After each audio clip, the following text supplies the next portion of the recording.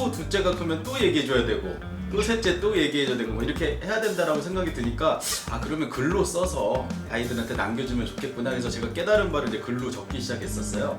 우리가 주식 종목 헌정하게 보면 2천 종목 넘는 것들 뭐 PER도 그렇죠. 보고 재무제표도 예. 봐야 되고 달러는 투자하는 거니까.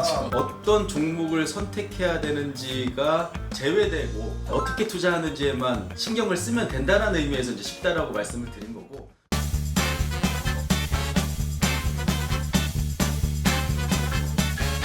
안녕하세요, 이정훈 세무사입니다. 구독자 여러분, 오늘은 나는 주식 대신 달러를 산다의 저자 박성현님을 모셨습니다. 안녕하세요. 네, 반갑습니다. 간단히 자기소개 부탁드립니다. 저는 경제적 자유를 찾아서라는 필명으로 글도 쓰고 책도 쓰고 투자도 하고 있는 박상현이라고 합니다. 반갑습니다.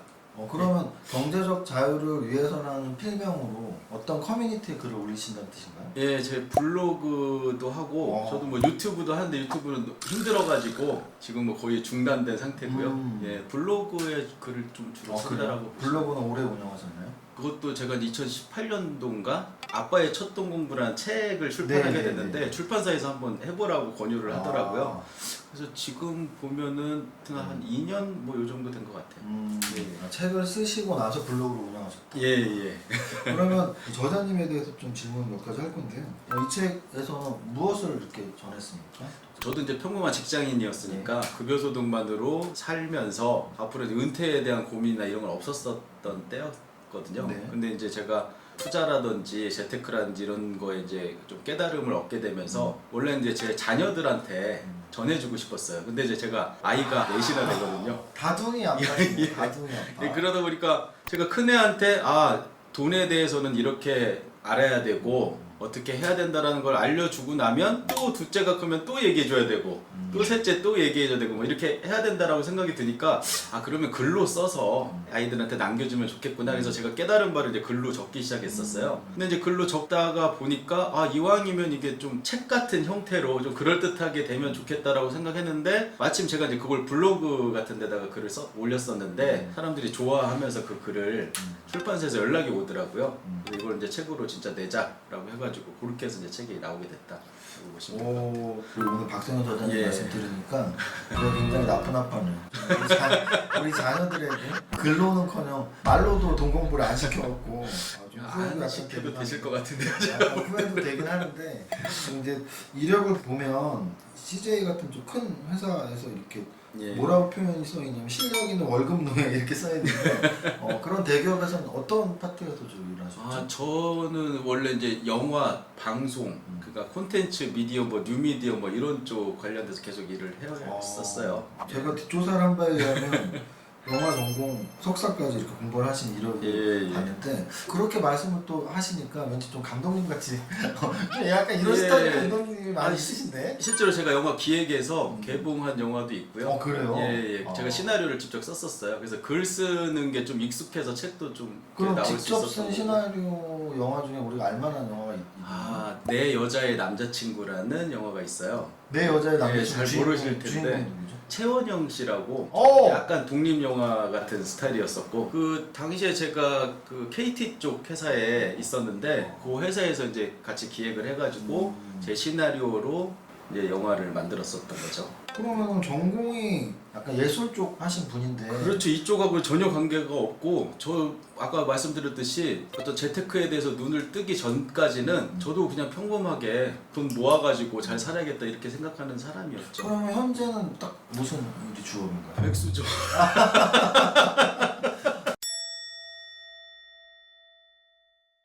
아니 경제적 자유를 찾아서라는 필명이 현실이 된 건가요? 경제적 자유를 찾았기 때문에 그 일을 그렇죠. 그만두신 이제 자발적인 백수가 있고 비자발적인 백수가 있잖아요. 저는 이제 자발적인 백수다라고 이제 얘기할 수 있는데. 자 그러면 또 여기 저희가 제일 눈에 팍 들어왔던 게 첫 번째 줄에 그냥 눈에 들어와요. 만화방 보일러실 개조한 한 평짜리 월세. 사실 한 평이면 정말 딱 사람 한 명 누울 공간이거든요.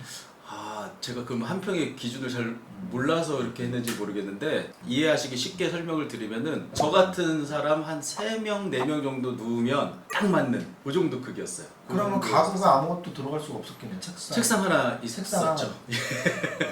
저도 뭐 흑수저 출신이라서 한 평짜리 월세방에서 좀 약간 같은 편이다 이런 생각이 들었는데. 저 시작은 고시원이었어요. 저도. 그래요? 네, 고시원에서 좁은 거는 괜찮은데 네. 아시겠지만 소리를 내면 안 된다라는 막 오빠와의 방음이 워낙 안 돼. 예, 중압감. 그러니까 다른 사람 소리는 전 괜찮아요. 근데 내가 소리를 내면 안 된다라는 막 이런 생각이 드니까 너무 답답한 거예요. 그렇죠. 그래가지고 제가 일주일 정도밖에 안 있었어요, 고시원은. 그래서 도저히 안 되겠다 싶어서.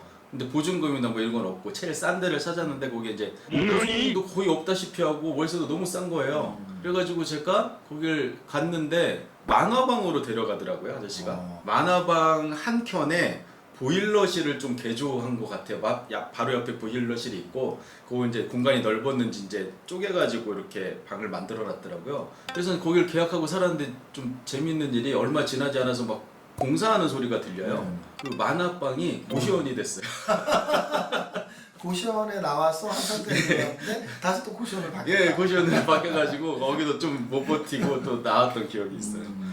이제 우리 구독자분들이 너무 궁금할 것 같아요. 한평에서 시작을 하셨다는 얘기는 그 당시 진짜 뭐 보증금조차 없었다는 얘기잖아요. 그렇죠. 그런데 지금 그래도 경제적 자유를 찾으셨고 예. 집에서 재택으로 좀 전업 투자를 하시면서 아이 육아에 매진하고 있다는 얘기는 소위 말하는 파이어족의 성공한 모델이거든요.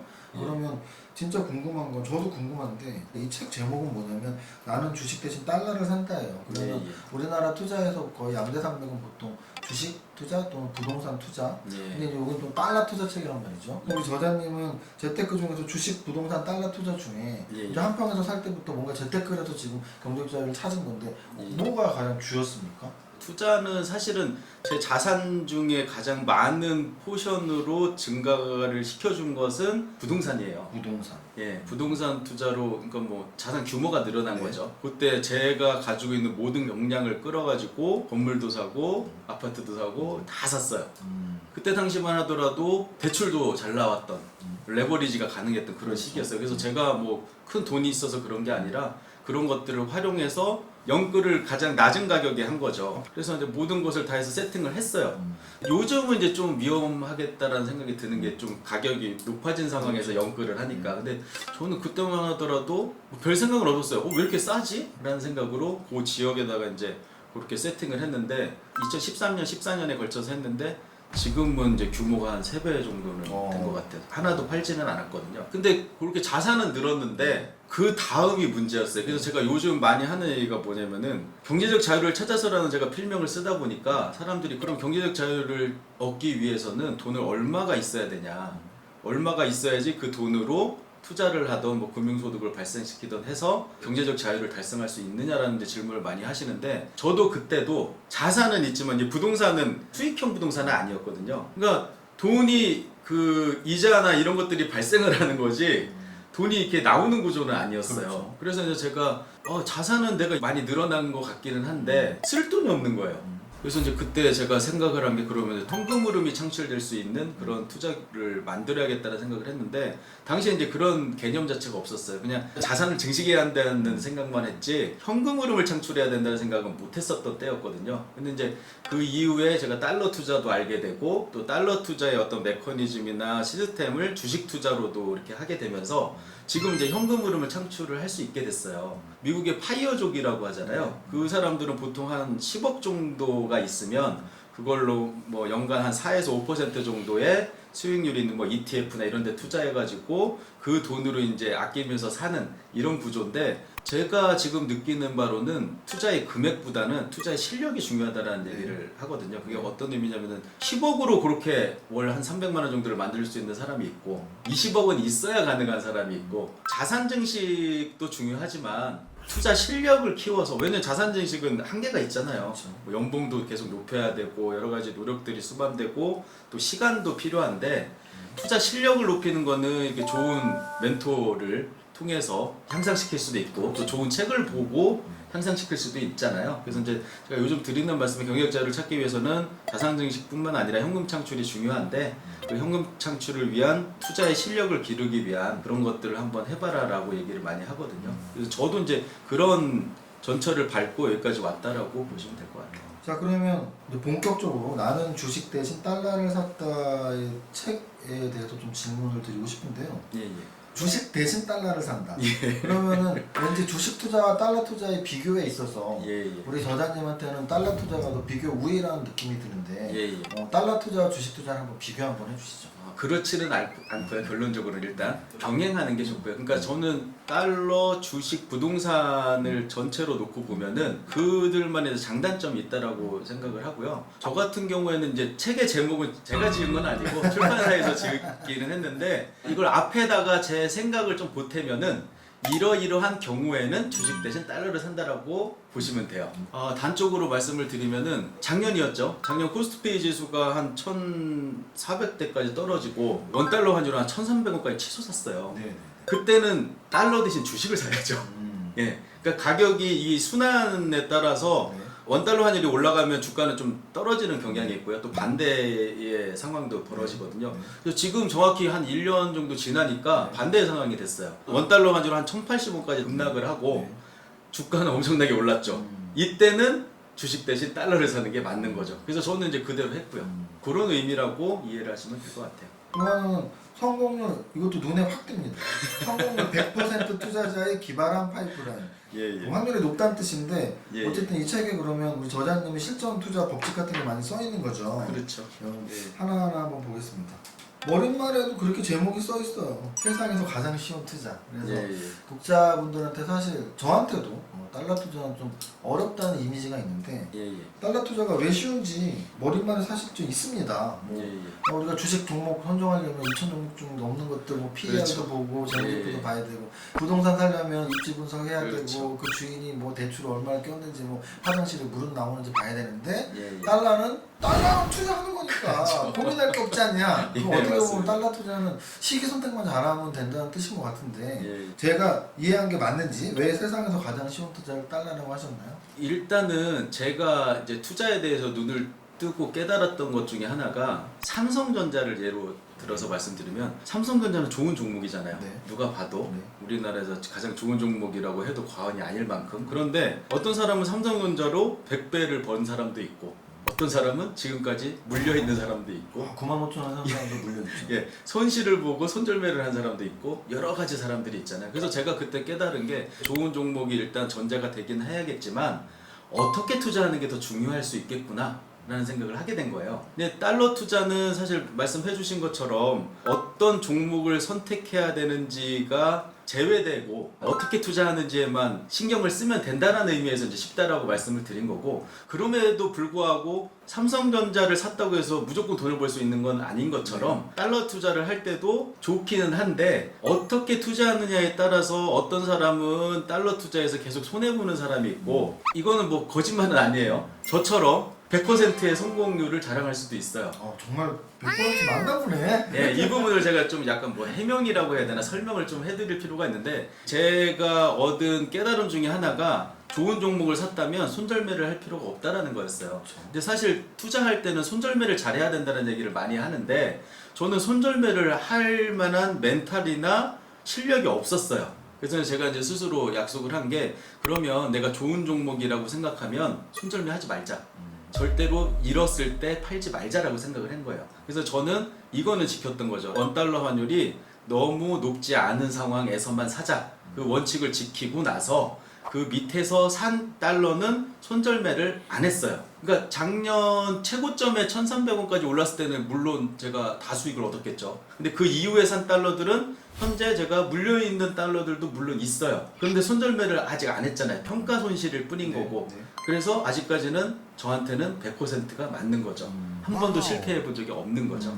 이제 1장부터 총 7장까지 되어 있는 책에서 1장에 왜 달러 투자인가에서 달러의 가치와 가격, 이 부분 좀 궁금한데 방금 전에 살짝 말씀을 하셨어요. 조금만 더 구체적으로 달러의 가치, 달러의 가격 어떤 의미로 좀 우리가 이해할까요? 일반적인 주식이나 부동산이나 이런 것들의 가치는 기본적으로 이제 인플레이션에 대한 영향도 있고 또 이제 기업이 발전하고 국가 경제가 발전하고 이런 것들 때문에 우상향을 해요. 그렇죠. 그런데 환율은 어떤 재화의 가격이 아니라 교환 비율이에요. 그렇죠. 그러니까 우상향하지를 않아요. 일단 성질 자체가.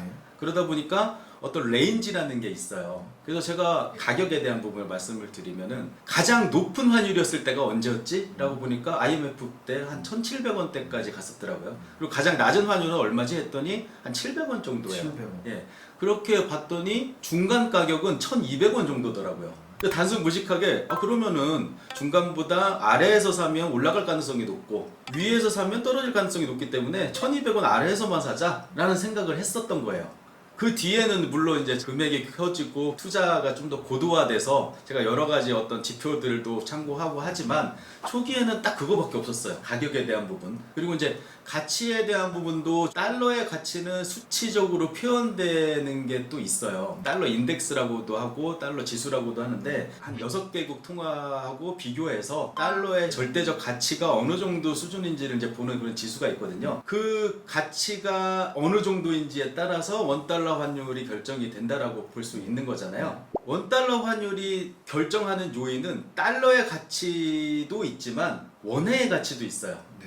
그런데 이게 이제 서로 맞지 않을 때가 있는 거죠. 왜냐면은 원달러 환율이 떨어졌어요. 만약에 하락했어요. 네. 원달러 환율이 하락했다라는 거는 달러의 가치는 하락하고 원화의 가치는 올라간 거예요. 그런데 만약에 달러 지수는 그대로였어요. 그러면 원화의 가치가 너무 올라서 원달러 환율이 낮아졌다라고 볼 수 있는 거거든요. 그러면 가치는 변하지 않았는데 가격만 달라졌다라고 저는 이제 본 거예요. 달러는 전 세계의 돈이기 때문에 어떤 가치가 쉽사리 변하지 않지만 원화의 가치는 우리나라 경제 상황, 그리고 뭐 북한의 미사일, 뭐 이런 것들 대내적인 변수로 인해서 급등락을 많이 하거든요. 그래서 이제 거기를 보고 가치보다 너무 낮아졌을 때 매수를 해서 가치에 수렴했을 때 팔고 이런 것도 이제 반복하는 과정을 통해서 달러 투자를 하는 거거든요. 달러의 본연의 가치는 우리나라 환율과 비교하지 않고 네. 유럽이나 뭐 이런 것과 비교한 달러 인덱스 지수가 있는데 예, 예. 거기에서 달러의 가치를 일단 판단을 하고 미국 달러는 그대로인데 우리나라가 갑자기 강해지면 언젠가 약해진다는 뜻입니다. 그러니까 지금 우리 저자님이 논리는 평균값에서 강해졌다 약해졌다를 반복하는데 한 나라의 화폐의 가치 또는 가격이다라는 뜻이에요. 그래서 아마도 제 생각에는 처음에 말했던 것과 두 번째 말한 게 일맥상통한 것 같아요. 평균값 예. 1,200원 중심의 이야기도 맨 그것과 뒤에 말씀하신 것과 비슷한 내용인 것 그렇죠, 같아요. 그렇죠. 이제 좀 더 평균값보다 떨어졌을 때는 예, 예. 우리나라 돈이 굉장히 강하니까 다시 약해질 때가 있을 것이고 그렇죠. 1,200원보다 올라가 있으면 또 다시 또 떨어질 때가 있을 것이고 그럼 예. 궁금한 게 예, 예. 그 평균값이 1,200원이라는 거는 변함이 없나요? 아니면 좀 달라졌나요? 그래서 제가 달러 투자 데이터라는 걸 만들었어요. 달러 투자 데이터 이제 계산법도 제가 책에다 소개를 했고 심지어는 한 2달 정도 후면 어플도 하나 출시가 돼요. 왜냐면 이거 계산하는 게 환율은 계속 움직이고 달러 지수도 계속 움직이잖아요. 그러면 이제 제가 산정한 달러를 사도 좋은 시기가 언제인지에 대한 데이터를 자동으로 나올 수 있게 그 세계 최초가 되겠네요. 국내 최초기도 하니까 세계 최초. 달러 투자 MTS를 이제 만들기로 했어요. 그래서 그 달러 투자 MTS를 통해서 내가 달러 투자한 뭐 수익률도 볼 수 있고 이게 달러 투자의 적기도 좀 이게 가늠해 볼 수 있고 뭐 이렇게 하는데 제가 이제 잠깐 소개를 해드린다면은 역대 1,700원과 700원의 사이가 1,200원이니까 1,200원 밑에서 사자라는 거는 너무 넓잖아요. 근데 달러 투자는 제가 아까 말씀드렸던 것처럼 자산 증식보다는 현금 흐름 창출을 목적으로 하는 게 좀 더 어울려요. 그러다 보니까 좀 주기를 좁혀야겠다라고 생각을 해서 52주 평균 중간가를 보고서 이제 데이터를 했거든요. 그래서 첫 번째 원달러 환율이 52주 최고점과 최하점에 종간보다 낮았을 때 사도 된다. 그러면 이제 그 어플에도 동그라미가 쳐져요. 아니면 그 이상으로 높아져 있으면 X가 쳐지고 높았을 때 사지 말라는 얘기예요. 그리고 달러 인덱스 지수도 중간가에서 밑으로 됐을 때만 5가 쳐져요. 그럼 그 이하에서만. 그래서 이 두 가지는 이 달러 투자에 제가 이제 소개하는 저도 그렇고 필수 사항이에요. 이거 이상으로 사면 안 되는 거죠. 중간가보다. 그래서 이 중간가가 최근에는 한 1,150원 정도 최근 52주의 평균값이 예, 1,150원 정도였다가 더 낮아지기도 하겠죠. 계속 환율이 바뀌니까. 이렇게 계속 떨어져 있어서 지금 오늘 기준으로 한 1,135원 정도 됐는데 지금 그거에 따르면 사도 되는 거죠. 근데 이제 제가 중요한 거는 제가 이 투자를 할 때 어떻게 투자하는지가 중요하다고 했잖아요. 그러니까 만약에 어떻게 투자하는지가 중요하지 않으면 52주 중간가 아래에 그냥 다 몰빵해 놓고 가만히 기다리면 되네? 라고 생각하실 수 있는데 그게 아니죠. 제가 이제 깨달은 바는 분할 매수를 해야 된다는 거죠. 그래서 투자를 시작해도 좋은 시점을 가늠하는 게 달러 투자 데이터고 그때부터 추가 매수를 계속 하게끔 구조가 되어 있어요. 혹시 이거를- 그게 세븐스플릿 투자인가요? 예, 세븐 스플릿이라는 아, 투자 기법을 이거 만든 질문해야 되는데 한 번에 다 설명을 해주셔서 이제 자세한 건 이따가 설명드리는데,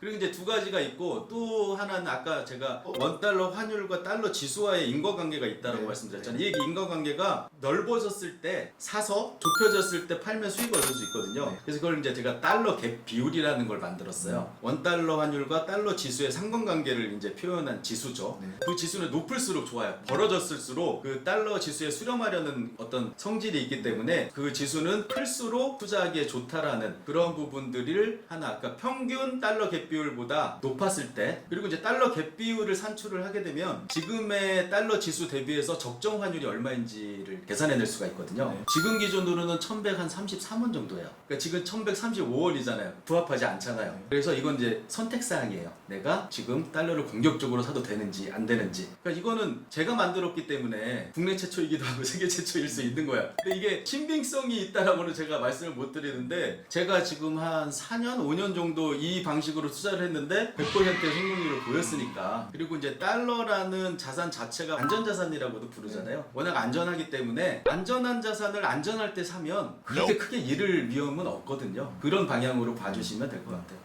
이것도 그러면 이미 대답을 한 걸 수도 있는데 예. 이 장에 보면 달러 투자 어떻게 할 것인가 해서 방금 설명한 갭 비율도 또 역시 써 있고, 근데 제일 먼저 써 있는 달러는 언제 사야 할까? 그 언제 사야 할까가 말씀하신 것처럼 달러 지수와 환율 그렇죠. 이 두 개의 연관관계로 그 달러 투자 데이터에 의해서 적어도 한 2개 정도가 충족할 때 사면 좋은데, 더 좋은 거는 4개가 다 이제 동그라미가 쳐질 때가 있었어요. 네. 그게 작년 기준으로 1160원 정도 때였을 거예요. 네. 그때 이제 원달러 환율이 1300원에 있다가 이제 약간 고점으로 막 올라가면 패닉 바잉이라고 하잖아요. 그때 막 유튜브나 뭐 블로그나 이런 데 보면은 지금 달러 투자해야 된다고 막 사람들이 막 엄청나게 이렇게 얘기했던 때였어요. 네. 근데 저는 저한테 물어보면, 아니 저는 갖고 있던 달러 팔았는데요. 평가보다 올라왔어요. 예, 올라가고 상방이 닫혀져 있는 거죠. 또 원달러 환율은. 우리나라나 미국에 중대한 뭔가 일이 있지 않는 이상은 다시 1300원을 찍을 일은 별로 없어요. 근데 만약에 내일 1300원으로 원달러 환율이 오르면 팔아야죠. 더 올라갈 가능성이 매우 낮으니까. 뭐 이런 식으로 투자를 하는 거라고 보시면 될 것 같습니다.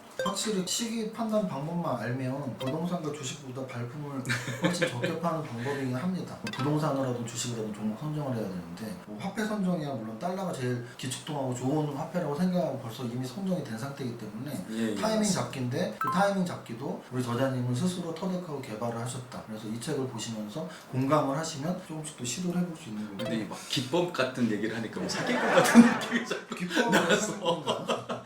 이게 전공법 같은 게 아니라 뭐 제가 만들어내는 막 데이터나 이런 것들을 막 이용하다 보니까 얘기하다 보니까 뭐 그런 느낌이 드는데, 이 기법이 아니더라도 적정하게 낮다라고 판단됐을 때 사놓고 기다리다 보면 손해볼 일은 없다, 뭐 이렇게 정리해 주시면 될 것 같아요. 알겠습니다. 예, 예. 3장에서는 달러 투자로 얻을 수 있는 것들 써 있는데 직접 달러 투자, 간접 달러 투자에 대한 좀 구분을 한번 해주시죠. 어떻게 하는 게 직접 달러 투자고 어떻게 하는 게 간접 달러 예. 투자죠? 우스갯소리이기는 해요. 제 책이 달러 투자를 하는 국내 최초의 책이다. 근데 원화로 달러를 투자하는 나라는 우리나라밖에 없으니까 또 세계 최초이기도 할 거 아니에요. 그래서 제가 세계 최초의 달러 투자 책이다 뭐 이렇게 우스갯소리로 말씀을 드리는데, 그 이유가 뭐냐면은 그 전에 환테크라는 건 있었죠. 그리고 뭐 FX 마진 거래라든지 달러 선물 거래라든지 이런 게 파생 상품들은 있었는데, 이걸 이제 저는 간접 상품이라고 보는 거고, 네. 제가 투자하는 달러 투자는 간접 상품은 안 해요. 철저하게 직접 현금 달러를 가지고 투자를 하는 방식으로 네. 투자를 하거든요. 네. 그래서 크게 나누면은 현찰 달러하고 전신환이라는 게 있는데, 현찰 달러는 은행에서 거래를 하고요. 전신환은 이제 증권사에서 거래를 하는 구조인데, 이 둘의 환전 수수료라고 하죠. 이 달러 투자는 수익에 대해서 세금이 0이기 때문에 거래 비용만 신경을 쓰면 돼요. 근데 이제 증권사가 현찰 달러보다는 전신환이 좀 환전 수수료 면에서 유리하기 때문에 거래 비용이 낮은 거죠. 그래서 이제 이 두 가지를 잘 조합을 해가지고 투자를 하는 방식인데, 저는 이제 현찰 달러, 직접 투자라고 제가 표현하는 현찰 가지고 달러를 투자한다라고 보시면 될 것 같습니다. 그러면 아까 말씀하신 FX 마진 거래나 외국한 선물 거래는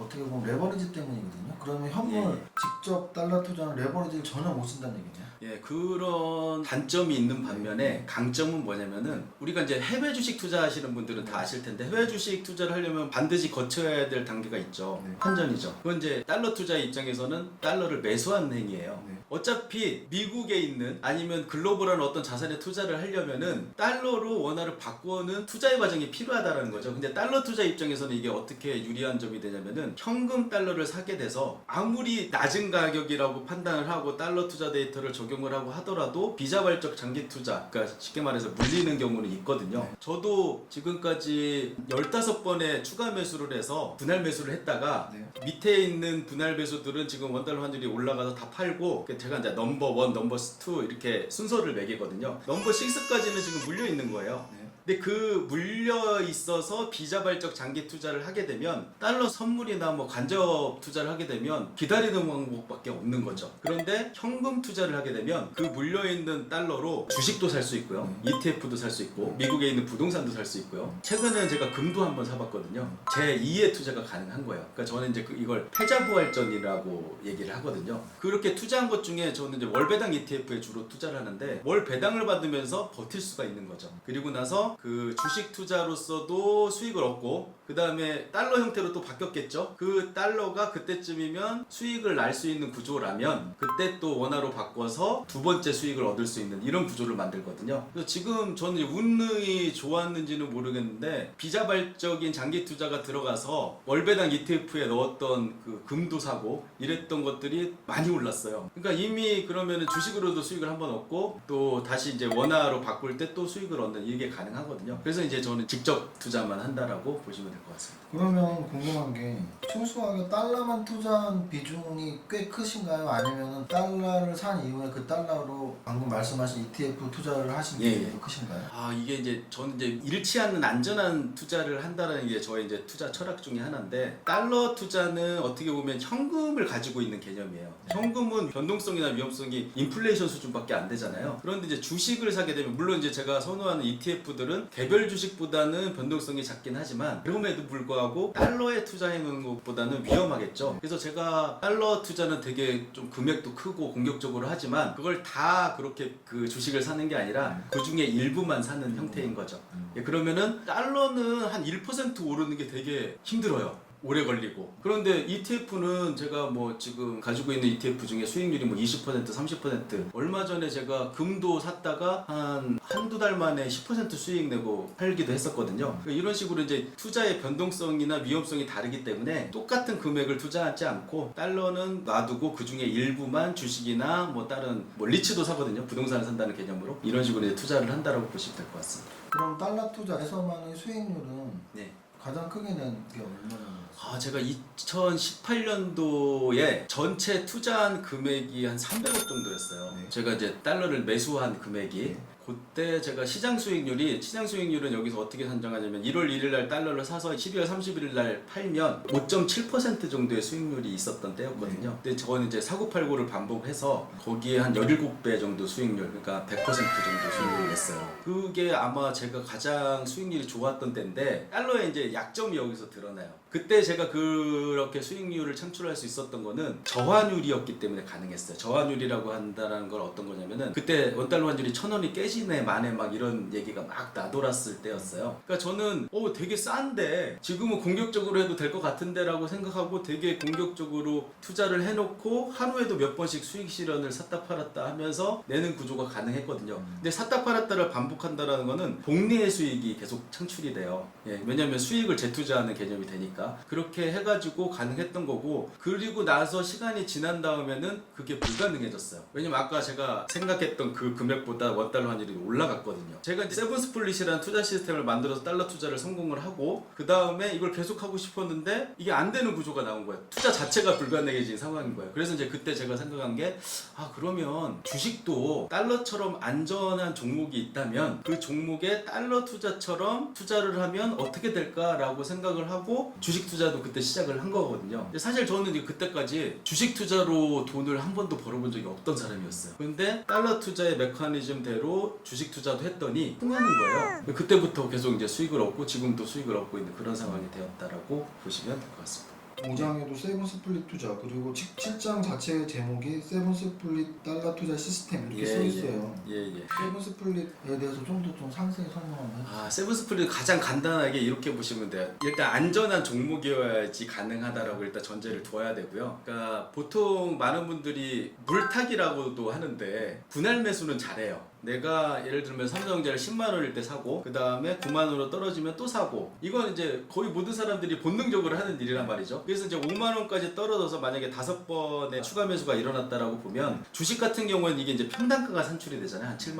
5천 원 정도에. 그러면은 5만 원까지 하락한 종목이 7만 5천 원 이상 올라야 수익이 발생한다라고 생각을 하고 사람들이 7만 5천 원을 기다리게 돼요. 그런데 보통 주식은 내가 사면 떨어지고 내가 팔면 오르잖아요. 5만 원까지 떨어진 주식은 6만 원까지는 올라가는데 신기하게 내가 산 평단가 위로는 잘 안 올라가요. 저도 이제 그런 경우를 많이 했고 그래서 제가 어떤 생각을 했냐면 달러 투자를 똑같이 1,100원에 사고 1,090원에 사고 1,080원에 사 그렇게 샀을 때 평단가를 산출하는 게 아니라 투자 자아를 저는 이제 분열한다라는 표현을 쓰는데 넘버 1이 사고 넘버 2가 사고 넘버 3가 샀는데 넘버 5가 산 5만 원짜리 삼성전자 주식은 6만 원만 돼도 수익 실현을 해버리는 거예요. 그러면 어떤 일이 벌어지냐면은 이때부터는 삼성전자 주가가 올라도 좋고 떨어져도 좋은 상황이 연출이 돼요. 그러니까 이게 좀 마인드라고 해도 되는데 그 6만 원도 올랐다가 내가 팔면 오르는 게 주식이라면서요. 그럼 7만 원까지 또 올라요. 6만 원에서 너무 포가 수익 실현을 할 수 있고 아니 내가 팔았는데도 오히려 더 하락을 해요. 제가 이제 그걸 블로그에다가 살 때마다 기록을 하고 팔 때마다 기록을 했어요. 세븐 스플릿이 어떤 건지 이제 이해를 돕기 위해서 지금도 하고 있어요. 계속해서. 그래서 제가 아까 달러 투자 데이터에 의해서 지금 이제 사기 시작해도 돼요라고 한 시점에 넘버 1이 들어가기 시작해서 넘버 1이 사고 그 다음에 며칠 있다가 넘버 2가 샀습니다. 3가 샀습니다. 계속해서 떨어졌다는 얘기예요. 네. 저는 달러 투자를 되게 안정적으로 하고 좋은 가격에 샀다라고 생각했는데 그게 넘버 15까지 갔었어요. 넘버 15에 산 게 1,080원 정도였어요. 지금으로 보면 이제 최저가였죠. 그런데 1,080원으로 갔던 게 한 1,100원대로 올라가고 1,110원대로 올라가면서 다시 떨어지기도 하고 이걸 몇 번을 반복했어요. 그러다 보니까 넘버 한 7에서 넘버 15까지는 계속 수익을 냈어요. 지금 저는 넘버 6까지 남아있다고 했잖아요. 얘의 손실분을 주식 투자 수익을 빼더라도 이미 만회를 한 상태예요. 그러니까 이런 식으로 일반적인 투자는 분할 매수를 하지만 팔 때는 한 방에 하는데 세븐 스플릿 투자 시스템은 살 때도 분할 매수, 팔 때도 분할 매도를 하는 시스템이다. 이렇게 이해하시면 돼요. 세븐 스플릿은 분할 매수 그리고 분할 매도. 그러면 여기서 분할에서 제일 중요한 게 제가 궁금한 게 두 가지가 생겼는데요. 하나는 넘버 1, 넘버 2, 넘버 3 살 때 내 투자 자금을 n분의 1로 삽니까? 아니면 조금씩 금액 차이가 있습니까? 그래서 제가 이 책에다가 세븐 스플릿 달러 투자 시스템이라고 한 이유가 달러를 투자할 때 세븐 스플릿 방식하고 주식 투자를 할 때 투자 시스템은 달라요. 이게 어떻게 다르냐면 말씀하신 것처럼 주식은 하방이 열려 있어요.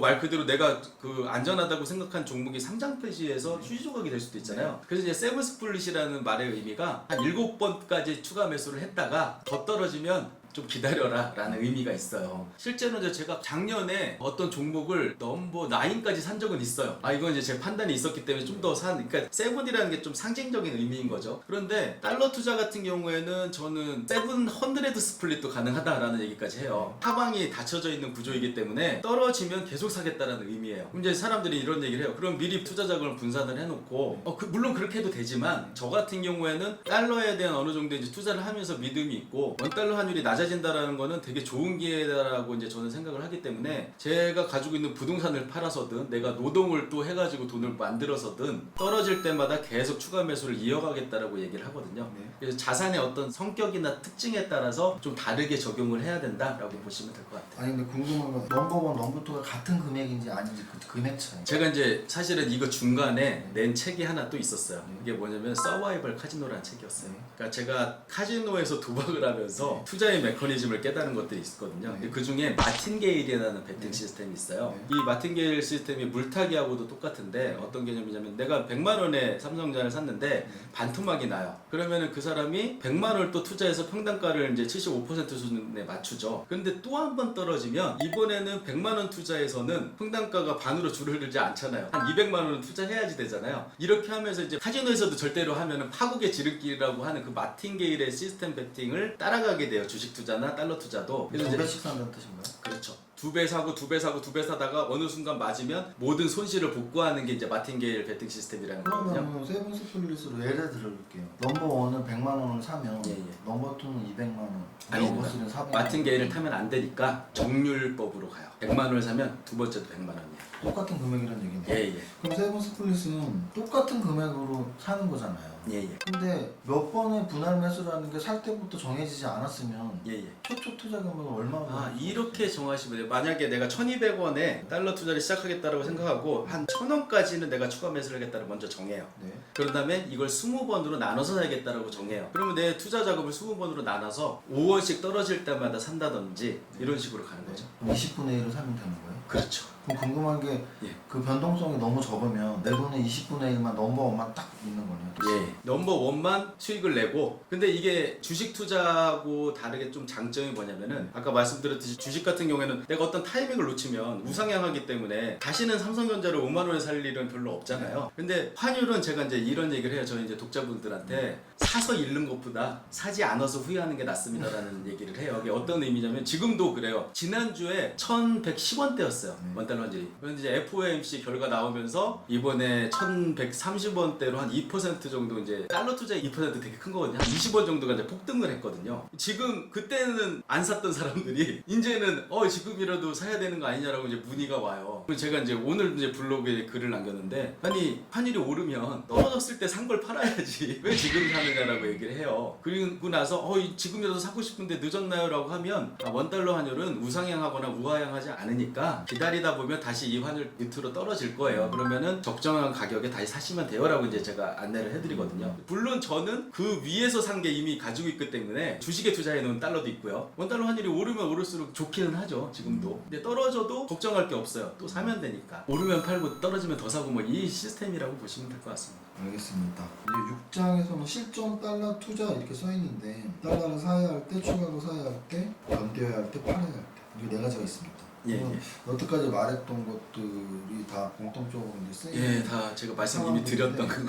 확실히 주식과 달러의 차이점을 설명하신 것처럼 주식은 우상향을 하는 종목은 한번 팔면 내가 판 가격보다 위에 있기 때문에 이게 좀 적용이 안 될 수가 있는데 달러는 어쨌든 중간값에 그쳐서 반복을 한다라는 가정이 들어있는 건데 그렇다면 달러를 팔아야 할 때는 그 중간값보다 위에 있는 어떤 상태에서 팔아야 되는 거예요? 내가 이익 실현 퍼센트를 미리 정하는 건가요? 예, 예. 미리 정하는 거예요? 저는 이제 좀 정해놓기도 하고 하는데 이 세븐 스플릿 투자 시스템으로 달러 투자를 하시는 분들한테는 수익이면 파세요라고 해요 그냥.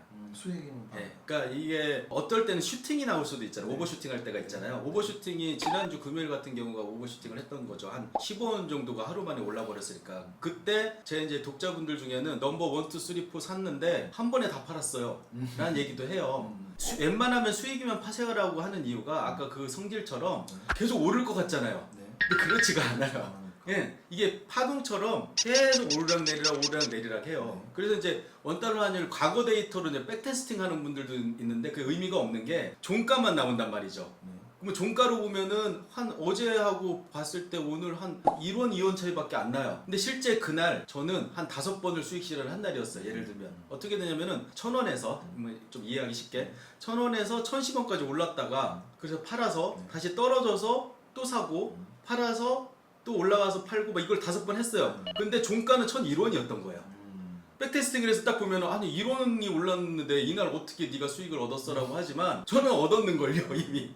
주식하고는 약간 다르게 달러는 이제 이 파동에 대한 어떤 이해가 필요하고 나쁘게 접근 얘기를 한다면 단타 트레이딩, 그러니까 아까 제가 말씀드렸던 현금 흐름 창출에 좀 더 그 목적을 두고 하는 게 알맞다라고 말씀드린 이유가 주식은 우상향하기 때문에 저도 이제 주식은 가치 투자를 하거든요. 그렇지만 이제 달러 투자는 가치 투자처럼 이제 장기 투자라고 봐야겠네요. 장기 투자를 하지는 않고 넘버 1이 됐건 2가 됐건 수익이 나면 그냥 팔아버려요. 근데 지금 저는 이제 넘버 6가 좀 비싸게 산 게 있어서 그냥 놔두고 있을 뿐이지 만약에 넘버 6보다도 수익이 더 나면 걔도 팔 거예요. 왜냐면은 팔고 나서 또 떨어지면 다시 싸게 살 기회가 만들어지거든요. 근데 이제 이걸 안 하다 보면 내가 좀 욕심부려서 놔두다 보면은 떨어졌을 때 수익도 못 얻고 더 싸게 살 기회도 잃어버리거든요. 저는 이제 초보분들한테는 그냥 수익이 낮다 싶으면 파세요. 그러면 또 떨어질 거예요. 이렇게 얘기를 해요. 근데 원달러 환율이 참 재밌는 게 우리나라 정부가 부동산은 규제를 하잖아요.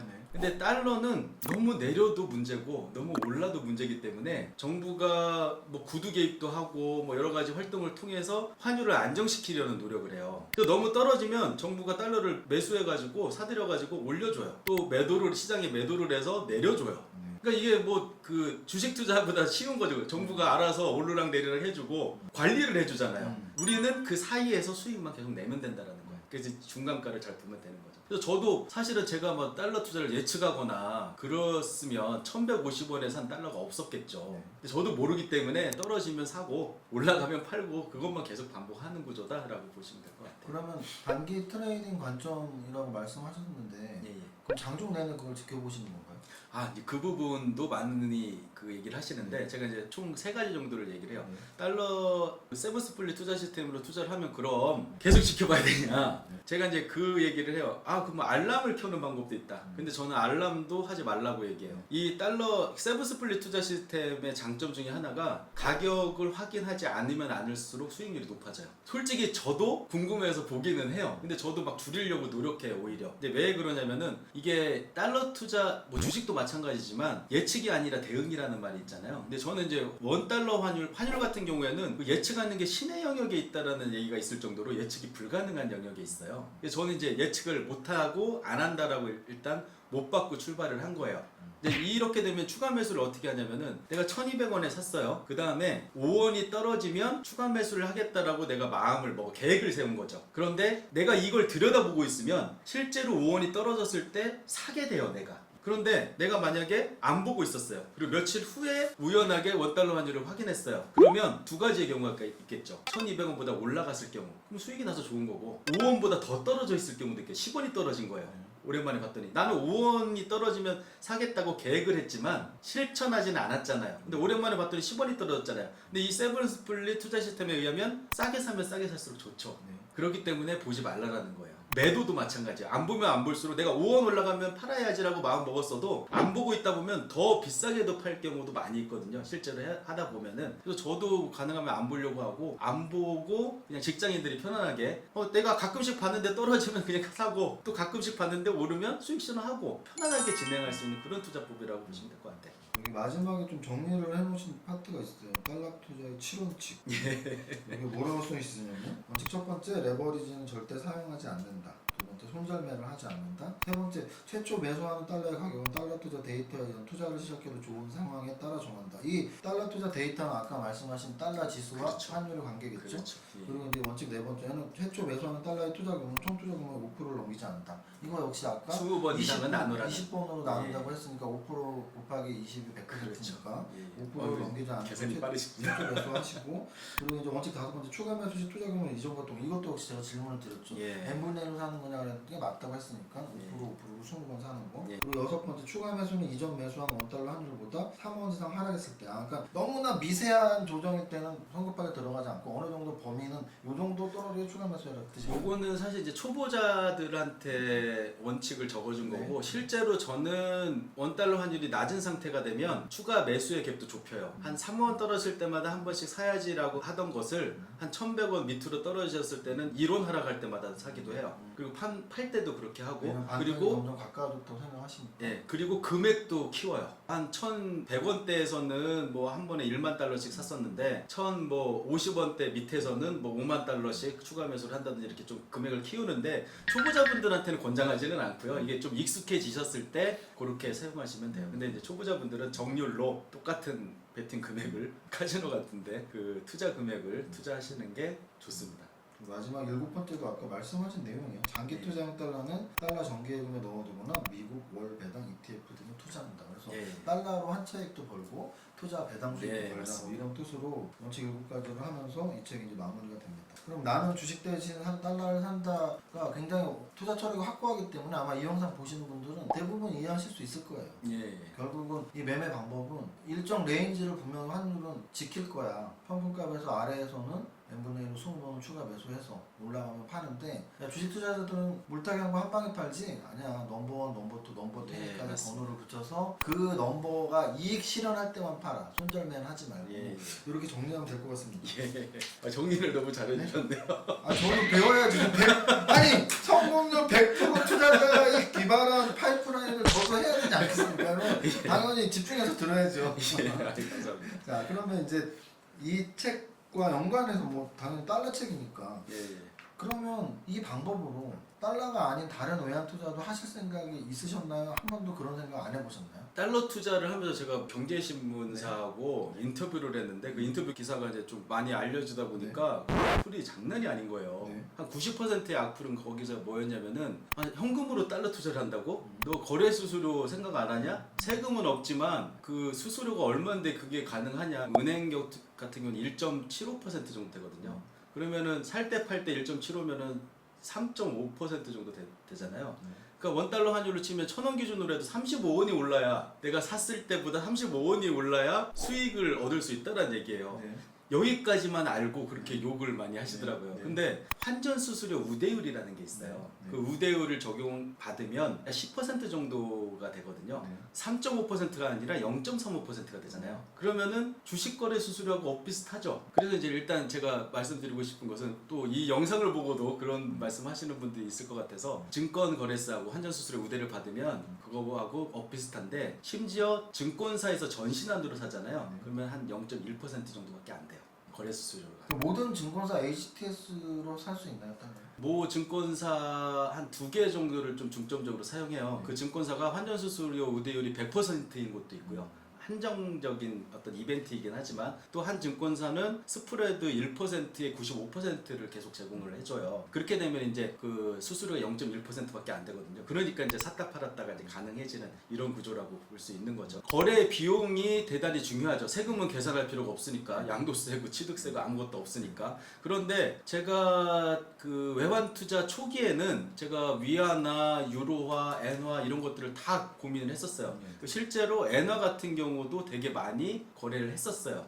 근데 제가 경험해 본 바로는 첫 번째 기축통화인 달러가 가장 안전하기도 했지만 두 번째로 거래가 되게 힘들었어요. 일단은 제3세계 국가 페소라든지 이런 애들은 아예 투자의 기회 자체가 없어요. 왜냐면은 환전 수수료 우대율 최고 환전 수수료 우대율이 50%밖에 안 돼요. 그러니까 거래 비용이 너무 비싸가지고 그 제3세계 국가의 화폐를 사서 투자를 한다라는 건 진짜 장기 투자가 아니면 불가능한 구조예요. 그리고 엔화하고 유로화 정도는 달러하고 비슷한 환전 수수료 우대율이 적용이 되긴 하는데 예를 들면 이런 차이가 있어요. 달러 같은 경우는 내가 달러 현찰을 입금했다가 다시 내 생각이 바뀌어가지고 이걸 빨리 뭐 다른 데다 매도를 한다든지 해서 인출할 수 있잖아요. 그러면은 현찰 수수료라는 게 1.5% 정도가 있는데 그게 면제되는 은행이 있어요. 그런데 엔화라든지 유로화라든지 달러 이외의 모든 화폐들은 1.5%가 반드시 부과가 돼요. 일단 내가 넣어놓으면 한 일주일 지나야지 그게 면제가 된다든지, 그러니까 빠르게 사고 팔고 해야 되는 건데 그게 불가능해진. 그래서 제가 되게 엔화를 엄청나게 많이 사서 넣어놨다가 지금 빨리 매도를 해야 되는데 여기서 매도하면 안 되고 다른 은행이 더 이제 우대율이 좋았던 상황이었어요. 인출하려고 하니까 1.5%를 내래요. 나는 수익률 한 0.5% 기대하고 있는데 1.5%를 낼 수는 없잖아요. 그래서 그때부터 제가 이제 달러 이외에 투자는 안 하고 여기서도 이제 제가 나는 환테크를 한다가 아니라 달러 투자를 한다라고 이제 한 이유거든요. 그래서 여러분들도 저 같은 뭐 시행착오 할 필요 없잖아, 책이 있는데. 여러분들 다른 걸로 투자하는 건 좀 위험하고 달러를 통해서 달러 투자고 어쨌든 투자 매매의 방법은 증권사 전신하는 제일 수수료 측면이 좋다. 특히 수수료 우대를 많이 해준 데를 선택해라. 근데 이제 책에서도 제가 중점적으로 다루기는 했지만 그렇다고 해서 증권사만 이용하는 게 아니라 왜냐면 증권사의 단점은 또 거래 시간이 좀 제약이 있어요. 그런데 이제 뭐 신한은행의 쏘리라든지 리브라든지 뭐 하나의 원큐라든지 이런 이제 환전 모바일 앱이라는 게 있거든요. 그 앱 같은 경우에는 누구나 24시간 환전을 90% 우대율로 해줘요. 그러니까 내가 이제 어느 시점에 그때 뭐 지금 빨리 달러를 갖다가 사고 싶은데 그 환전 가능 시간이 지났을 경우가 있잖아요, 증권사에. 그때는 이제 그런 것들을 이용도 해야 되거든요. 그래서 언제 어떻게 어떤 그 환전 플랫폼을 이용하면 좋을지를 또 이제 제가 제 노하우를 가지고 책에 좀 담아놓은 부분이 있거든요. 저는 좀 약간 이제 원론적인 질문 하나 드리고 싶은데 결국은 달러 투자의 핵심은 이제 평균값에서 우리나라 돈의 가치가 올라가기도 하고 내려가기도 하는데 어떤 영향이 가장 이 환율에 영향을 미치나요? 경제 변수 중에 이것이 환율에 저 영향을 많이 미치는 것 같다. 아, 그거는 제가 경험해보고 저도 이제 그 관심이 있으니까 이런 환율과 관련된 어떤 예측할 수 있을 만한 부분이 있을까 하고 이제 책도 많이 봤는데 결론은 예측할 수 없다였어요. 근데 제가 이제 이걸 장점으로 오히려 승화시켰다고 해야 되나? 보는 게 주식 같은 경우에는 주식 투자자의 어떤 해안이라든지 통찰력이라든지 정보 분석력이라든지 뭐 대표님처럼 이렇게 훌륭하신 분들도 있고 저나 일반적인 평범한 사람들은 그런 게 없는 사람들도 있잖아요. 네. 정보의 양도 다르지만 정보를 분석하는 어떤 질도 다른데 그렇기 때문에 이제 주가를 어느 정도는 예측할 수 있어요. 전문가들이나 기관이나 뭐 외국인들이나 네. 이런 전문가들은. 그런데 환율은 제가 지금까지 봐서 느끼기도 했고 뭐 여러 가지 책이나 매체에서도 소개를 하지만 불가의 영역에 있어요. 네. 이게 어떤 거냐면은 금리가 낮아진다고 해가지고 그 환율이 올라가는 것도 아니고 높아진다고 해서 낮아지는 것도 아니고 우리나라 코스피 지수가 올라간다고 해서 낮아지는 것도 아니고 알 수가 없어요. 말 그대로. 그래서 이제 제가 이렇게 공정한 경쟁을 할 수 있는 투자가 있을까. 부동산 같은 경우도 전문가하고 이 정보의 양이 다를 수밖에 없잖아요. 근데 환율은 신의 영역에 예측하는 게 신의 영역에 있다라고 할 정도로 아무도 모르기 때문에 너도 모르지만 나도 몰라. 그러면은 예측은 불가하다라고 생각하고 투자할 수 있는 대상이구나. 공평하게 어떤 게임을 할 수 있는 투자구나라고 이제 저는 생각을 했던 거거든요. 저는 일단 예측 자체를 안 해요. 근데 이제 한 가지 예상은 할 수 있어요. 예측하고 예상이 이제 비슷한 말 같지만 좀 다른 게 뭐냐면은 내년 1월 1일 날 환율을 예측할 수는 없지만 예상할 수 있는 게 아마도 900원에서 1,300원 사이에 있을 거라는 거죠. 네. 이 정도의 어떤 대략적인 어떤 주식이 상패가 될지 몇 배가 오를지는 모르잖아요. 예상이 안 되잖아요. 솔직히 말씀드려서. 그렇지만 달러는 예상은 할 수 있는 거예요. 어떤 레인지 정도는. 거기 안에서만 내가 계획을 짜고 움직이면 된다라는 거죠. 이게 이제 좀 달러 투자의 뭐 다른 투자하고 비교했을 때 좀 매력이라고 할 수 있을 것 같고요. 그럼 결국은 금리 또는 뭐 GDP 수준 이런 것으로 또 아예 뭐 예상을 안 하시고 예. 결국은 범위로만 하신다는 얘기잖아요. 결론은. 그러면 그렇게 질문을 한번 마지막 예. 질문을 드리고 싶네요. 예. 현재의 52주 평균값에서의 우리나라 환율에 비춰 봤을 때 지금은 달러를 사야 되는 시점입니까? 팔아야 되는 시점입니까? 저같이 가지고 있는 분들은 네. 저는 이제 수익 실현을 바로바로 하라고 했으니까 네. 저같이 가지고 있는 분들이라면은 그날 매도를 해도 자기 대단히 좋을 때예요. 아니면 다시 떨어지면 또 살 수 있으니까. 평균값에서 좀 위에 있다고 생각하시는 건가요? 아니 평균가보다 지금 내려가 있어요. 아까 지금 달러 투자 데이터 4가지를 말씀드렸는데 그 앞에 2가지의 필수라고 얘기했던 것보다는 낮은 상태예요. 네. 그러니까 지금 달러 투자를 시작하시려는 분들은 지금 시작해도 크게 문제되지 않을 정도의 좋은 상황이에요. 그럼 이제 1,080원을 보고 온 사람들은 그때보다 지금 한 4, 5% 올라가 있는 상황이라 되게 지금 위험하지 않을까라고 하는데 제가 늘 계속해서 말씀드리는 거는 달러 투자를 해도 좋을 때가 아니라 시작해도 좋을 때라는 거예요. 그러니까 아까 제가 분할 매수 20번 해야 된다고 했잖아요. 네. 지금 만약에 넘버원 첫 번째 투자를 하실 분은 사놔도 괜찮을 때예요. 하지만 한 방에 사면 안 되죠. 계속 진짜 한 1,000원까지 떨어진다고 생각을 해놓고 분할 매수로 계속 접근하시다가 제가 볼 때는 뭐 이렇게 하다가 또 1,110원 정도로 한 며칠 정도 있다가 떨어질 수도 있어요. 그리고 나서 다시 오르면 그때 산 거는 매도를 하는 거죠. 근데 이제 첫 번째 산 거는 그냥 지금 산 것일 뿐인 거예요. 하지만 언젠가는 그 손실을 만회할 수 있을 정도의 수준의 범위 안에 들어있다라고 봐도 되는 거죠. 어쨌든 넘버원 투자가 시작돼도 되는 시점인가요? 예.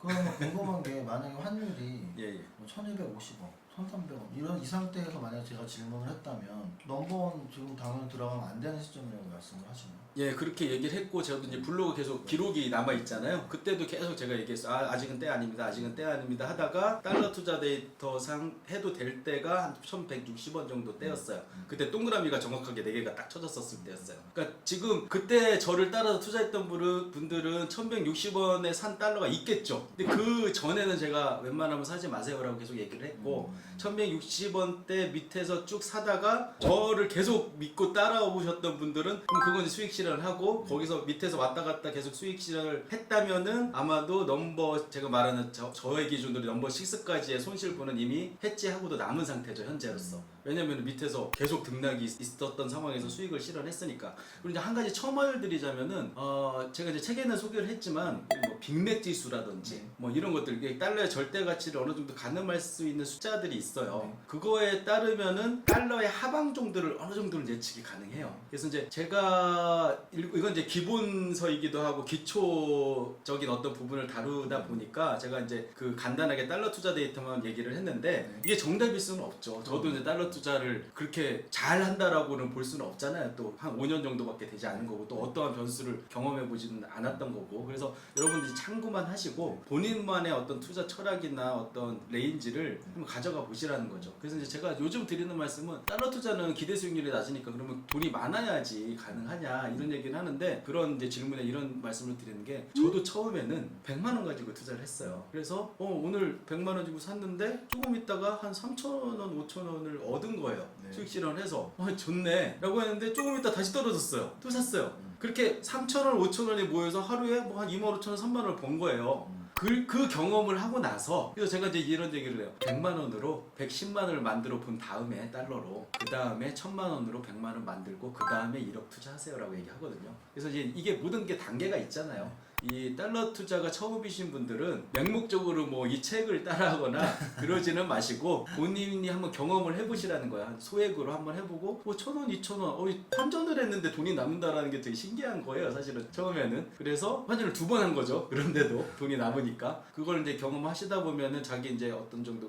이 정도 투자해도 괜찮겠구나. 환율은 일단 상패도 없고 떨어져봤자 1,000원 밑으로 갈 가능성도 매우 낮고, 그럼 이제 계획을 세워서 이제 접근하다 보시면은, 제가 볼 때는 뭐 진짜 제가 이제 잃지 않는 안전한 투자를 계속 강조를 하는데, 잃기는 쉽지만 얻기도 엄청나게 많이 얻을 수 있는 투자를 말하는 게 아니에요. 저는 그런 투자 하려면은 한 방에 서서 한 방에 팔고 막 이걸 해야죠. 근데 이제 저는 이제 되게 안정적으로 경제적 자유를 찾아서라는 제가 필명을 쓰잖아요. 경제적 자유를 찾으러 가는 사람이 현금 흐름을 창출하기에 대단히 안전하고 좋은 투자법의 투자 대상이다 라고 이제 이해를 해주시면 될 것 같아요. 안전한 달러에 안전하게 투자하는 방법을 설명해 주셨습니다. 그 책 제목이 바로 나는 주식 대신 달러를 산다입니다. 저자 박성현님 모시고 달러 투자에 대해서 말씀을 들어봤는데 주식하고 비슷한 부분도 많이 있어요. 어차피 투자는 다 하나이기 때문에 여러분들의 것을 만들기 위해서 좋은 팁이 되었으리라고 확신합니다. 마지막으로 제가 혹시 못다한 질문이 있거나 또는 나 이 말씀 꼭 드리고 싶다, 마지막 당부 말씀 또는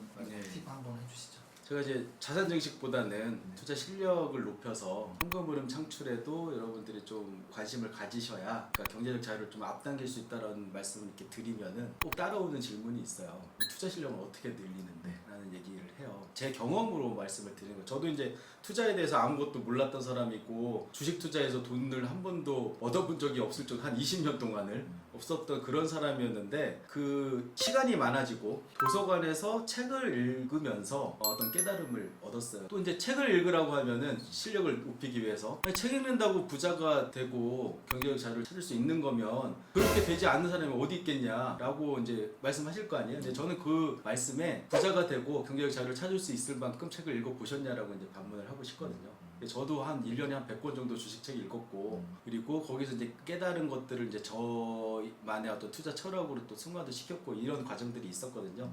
그래서 뭐 이 책도 사실은 달러 투자를 하시는 분들한테 참고 정도밖에 안 돼요. 사실은 뭐 다른 책들도 그렇고, 하지만 그런 책들이 이제 쌓이면서 자신만의 이제 실력도 되고 늘어가거든요. 그래서 이제 여러분들한테 이런 유튜브를 보는 것도 참 좋은 일이고, 또 뭐 글이나 책을 보는, 이렇게 투자 실력을 늘리는 일이 그렇게 어려운 일은 아니고 책 읽는 것만으로도 가능한 일이니까, 여러분들이 그렇게 하시면 좀 원하는 목적을 달성하실 수 있지 않을까, 그 말씀을 마지막으로 드리고 싶습니다. 여러분들이 목표 달성, 부자가 되기 위해서 투자 실력을 높여야 돼요. 투자 실력을 높이기 위해서 공부를 해야 되고, 공부는 책으로 해라. 지금 이 방송 보시면 바로 책을 보시면 됩니다. 여기까지 저자 박성현님이었습니다. 감사합니다. 감사합니다.